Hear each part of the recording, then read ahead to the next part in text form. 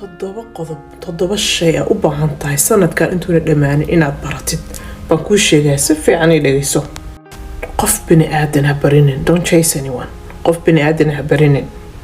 midda labaad, qof bini aadan ha barinin inuu noloshaada kusii jiro. waxba hala barbartamayoonin oo dhino ila jooga, no. midda saddexaad, qiimahaadi garo. waxa adiga tahay garo. adigu isgaro horta. What are you worth? You're worth macnaha faham. tan afaraad, noloshaadii dadka oo ma aragtaa aad waqti siinaysid, aad meel u banaynaysa, ha noqdo qof qiimo leh oo isaga naftigiisa waqti ku siinayo, ha noqdo qof aan waqti ku siinayn, waqti ha siinin, ha u save garaynin space.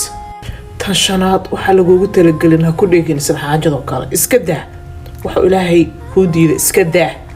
nolosha waxyaal qaar baa jirta adiga aan waxba ka qaban karin, waxaada waxba ka qaban karin faraha ka qaad, just let it